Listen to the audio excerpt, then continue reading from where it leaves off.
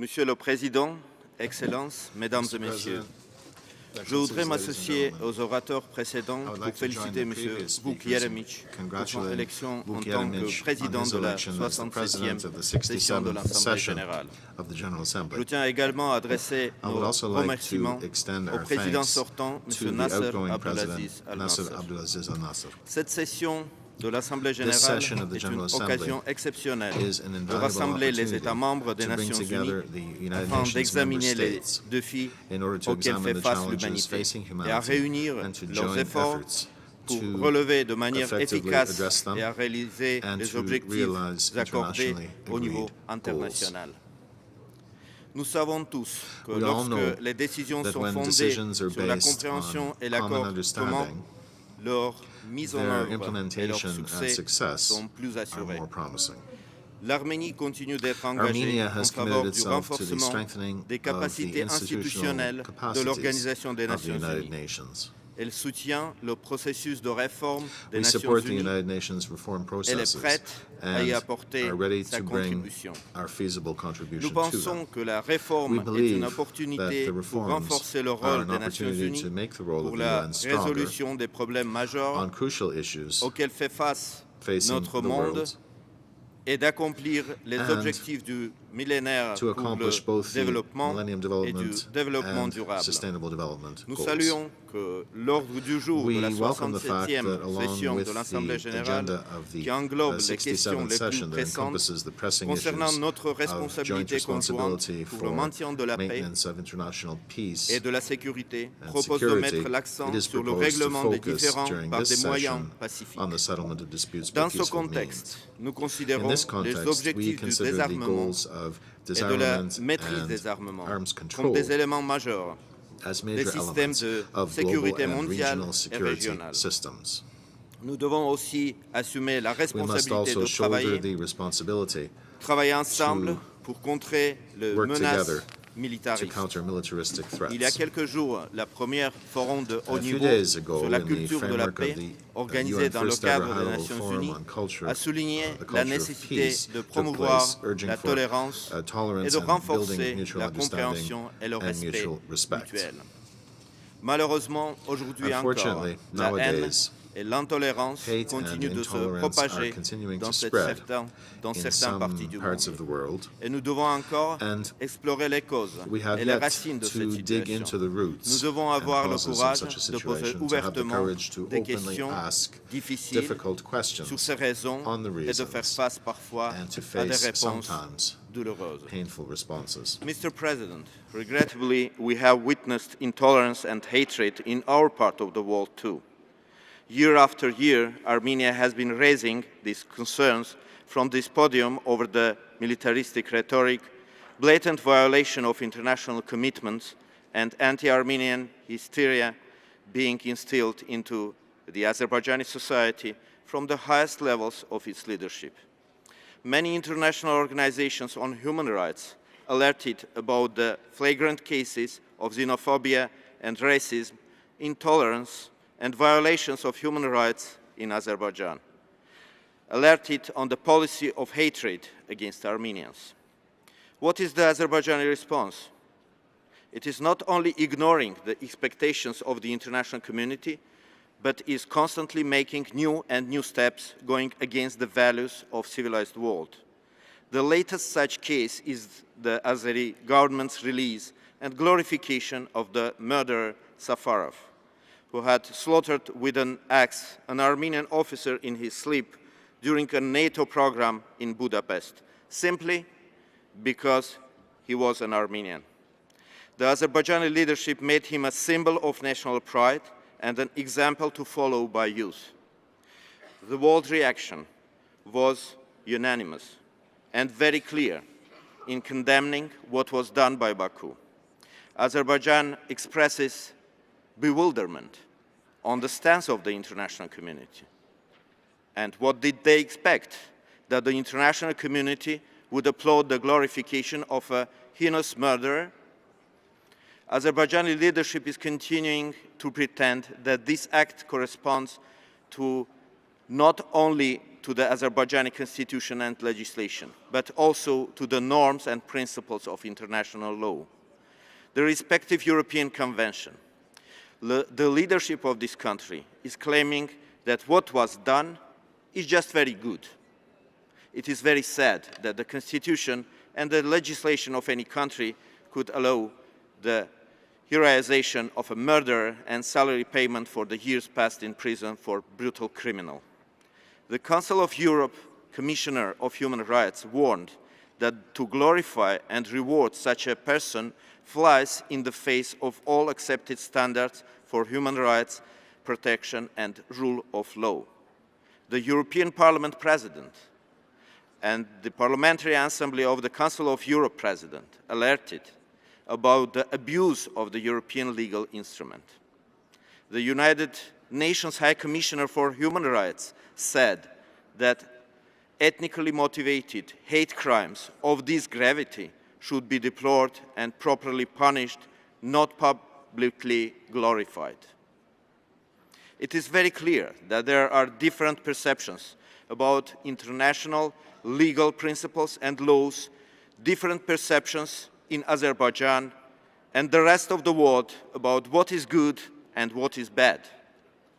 This is deeply irresponsible and shameful behavior of not only non-permanent member of the Security Council, but a member of the UN.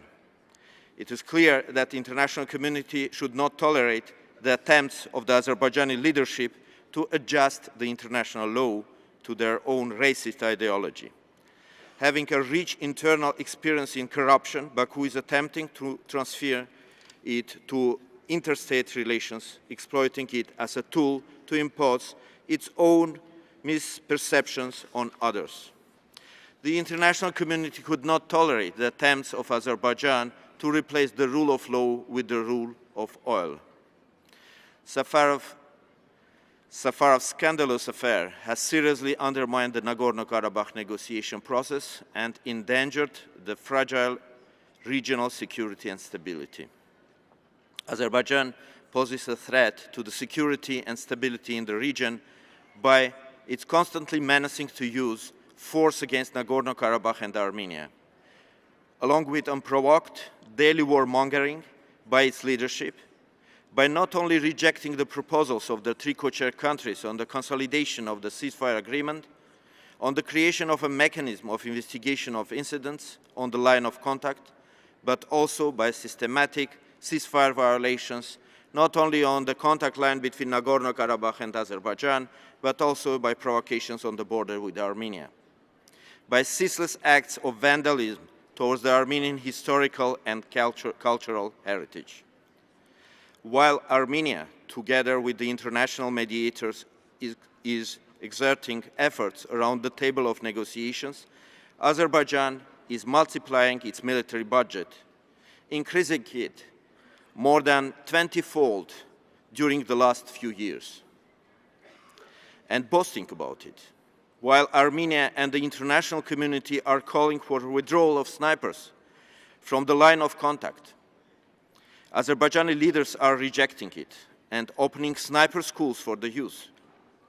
While Armenia is calling for regional economic cooperation, which could become a tool for increasing confidence between the parties, Azerbaijani authorities are declaring that together with Turkey, they will continue to blockade the blockade until there are no Armenians in Armenia.